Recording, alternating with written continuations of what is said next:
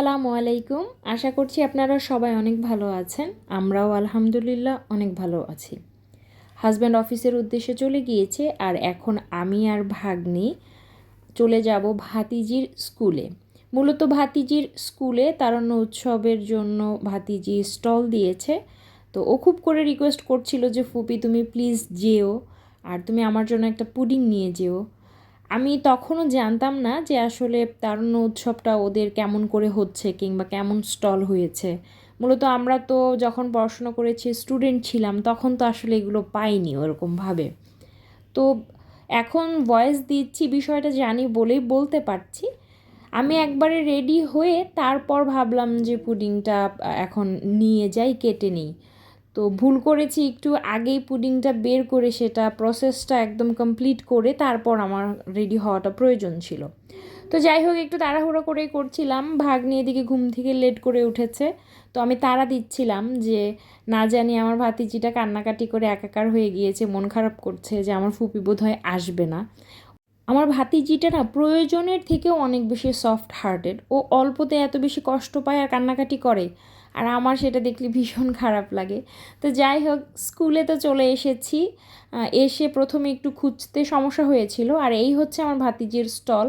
ও প্রথমবারের পালাটা শেষ করেছে। লুচি আর ডালের যে পালা ছিল, ওর ফ্রেন্ড মূলত এটার আয়োজন করেছিল, ওটা শেষ করে তারপর এই মাটির জিনিসগুলো আর পুডিংটা মূলত ওর তরফ থেকে স্টলে দেওয়া হয়েছে। তো সেটাই ও দাঁড়িয়েছিল স্টলের সামনে। তো প্রথমেই বিসমিল্লা বলে আমি আর ভাগ্নে বললাম যে ঠিক আছে, স্টল থেকে আমরাই প্রথমে কিনে খাওয়া শুরু করি, দেখবে যে তোমার সব বিক্রি হয়ে যাবে। ভাতিজি তো সেই খুশি। তো এখানে আমরা টেস্ট করে দেখছিলাম, পাশাপাশি ওদের যে ফ্রেন্ড ছিল ওরাও তো ছোট মানুষ আসলে, ক্লাস 6-এ উঠেছে এবার। তো খুব এক্সাইটেড দেখলাম, দেখে বলছিল যে খুব মজা হয়েছে দেখে মনে হচ্ছে। তো আমি আবার একটু খাইয়ে দিলাম যে ছোট মানুষ ওদেরকে রেখে আসলে কিভাবে খাই। তো খাওয়া দাওয়ার পালা শেষ করে ভাতিজির হাতে যখন টাকাটা দিয়েছি, ভাতিজির প্রথম বনি করেছে, এত বেশি খুশি হয়েছে। আর আমি না মানে আল্লাহ আল্লাহ করছিলাম যে আল্লাহ ওর সব যেন বিক্রি হয়ে যায়, না হলে ছোট মানুষটা মন খারাপ করবে। তো খুব খারাপ লাগছিল, টেনশন হচ্ছিল কেন জানি এই ছোট্ট বিষয়টা নিয়েই। তো আশপাশটা ঘুরে দেখলাম অনেকেই অনেক স্টল দিয়েছে, ছোট ছোট বাচ্চারা মূলত স্টল নিয়ে বসেছে, ওদের টিচাররা এসেছে, তারা দেখে আবার ঘুরে এই তো বের হয়ে চলে যাচ্ছে। তো ওইভাবে তো ভিডিও করা অ্যালাউ ছিল না, ফাঁকে ফাঁকে যতটুকু করা গিয়েছে আমি করেছি। তো ওদের স্কুলের পালা শেষ করে আমার ভাতিজির স্কুলের পাশে মূলত চমৎকার পানিপুরি রয়েছে, একটা মামা বসে। তো পানিপুরিটা খেয়ে আর এই এই অভদ্রপুরি এটাকে বলা হয়, আমি জানি না এটার নাম কেন অভদ্রপুরি, এটা খেয়ে বাসায় চলে আসলাম। বাসায় এসে ফ্রেশ হয়ে টুকিটাকি যে সংসারের কাজগুলো থাকে সেগুলো করছিলাম। রাতের থালা বাসনগুলো ছিল সেগুলো তো আমি ধুয়ে যাইনি, খুব তাড়াহুড়ো করে গিয়েছি। আমার টেনশনই ছিল যে আমার দেরি হলেই হয়তো বা ও মন খারাপ করবে, কান্নাকাটি করবে, ফোন দেওয়া শুরু করবে, অস্থির হয়ে যাবে। এই টেনশনে আমি সকালে ঘরের কোনো কাজ করতে পারিনি।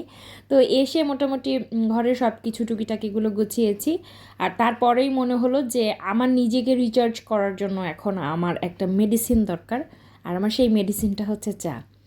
চায়ের এই যে যে ধোয়া ওঠা যে ব্যাপারটা না, এটার যে ঘ্রাণ, এটা আমার মস্তিষ্কে চলে গেলেই আমার ব্রেন তখন সিগন্যাল দেয় যে হ্যাঁ আমি খানিকটা সুস্থ বোধ করছি, এবং গরম গরম এক কাপ চা খেয়ে এখন আমি একদম ফাইনাল সুস্থ হয়ে যাব, একদম আমার মুড হয়ে যাবে 100% ওকে।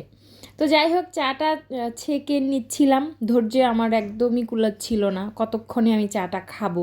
বেশ দেরি হয়ে গিয়েছে, এসেছি অনেক দেরি করে, প্রায় দুপুর হয়ে গিয়েছিল। তো এই যে টোস্টটা, গোল টোস্ট, এটা আমার মনে হয় বহু বছর পরে খাচ্ছি, সেই যে ছোটোবেলায় খেয়েছিলাম। খাওয়া দাওয়ার পর্ব শেষ করে তারপরে দেখলাম ভাতিজির মুখটা একদম শুকিয়ে গিয়েছে। তো ওকে বলছিলাম যে তোমার কি ক্ষুধা লেগেছে, সে দেখলাম কিছুই বলছে না, ভাবছে যে আমার ফুপির হয়তো বা কষ্ট হবে। তো আমি তো বুঝে গিয়েছি আমার ভাতিজির ক্ষুধা লেগেছে।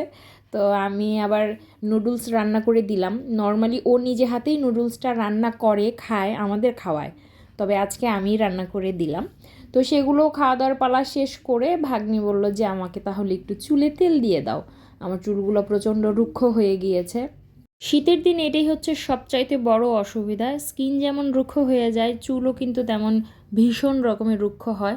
আর ভাগ্নির আরও একটা সমস্যা রয়েছে, সেটা হচ্ছে ওর প্রচণ্ড খুশকি হয়, যার কারণে নিয়মিতভাবে যদি ও তেলটা ভালো করে না দেয়, একদমই চুলের অবস্থা বাজে হয়ে যায়। ওদের তেল দেওয়ার কাজটা মূলত তো আমিই করি, তো ওকে তেলটা চুলে দিয়ে দিলাম। আর তারপর আমি স্ট্রেট চলে এসেছি একদম রান্নাঘরে। খুব দেরি হয়ে গিয়েছে, ভীষণ দেরি হয়ে গেছে দুপুরে আসলে। আর ভাবলাম যে অনেক আইটেম রান্না করব না, আপাতত দুপুরে খাওয়ার জন্য একটা আইটেমই থাক। যেহেতু বেশ দেরি হয়ে গিয়েছিল, তাই ভেবেছি যে একটা আইটেম দিয়েই দুপুরে খাবো। দুপুরের খাবার তো রেডি, তবে দেখলাম যে বাসা থেকে আবার তরকারি পাঠিয়ে দিয়েছে। ডিমের তরকারি দিয়েছে, শাক দিয়েছে, আর ইলিশ মাছ তো আমি রান্না করেছিলাম, আর এই কালিজিরা ভর্তাটা আমি করেছিলাম। এটাই ছিল গতকালের মূলত এই ভর্তা। যেহেতু খাবার দাবার রেডি, তো দুপুরের খাবারটা এখন সেরে নিব। আর দুপুরের খাবারটা খেয়ে একটু বিশ্রাম নিব, এই মুহূর্তেই চলে এসেছে একটি পার্সেল। এই পার্সেলে মূলত দুটি বোরকা ছিল, একটি আমার জন্য এবং আরেকটি হচ্ছে আমার মায়ের জন্য। আর ইদানিংকালে দেখছি খুব কোইন্সিডেন্টলি না, যখনই আমি দুপুরের খাবার শেষ করে একটু বিশ্রাম নিতে যাই, তখনই আমার পার্সেলগুলো বেশি আসে। আর এই ক্লিপসটুকু হচ্ছে একদম রাত 12টায় মূলত আমরা কি করি সেটাই আপনাদের দেখাতে চাচ্ছি। আমরা ভূত এফএম শুনি আর আড্ডা দেই। তো ভূত এফএম শুনতে শুনতেই আজকের এই ভিডিওটি এই পর্যন্তই। সবাই অনেক ভালো থাকবেন। আল্লাহ হাফেজ।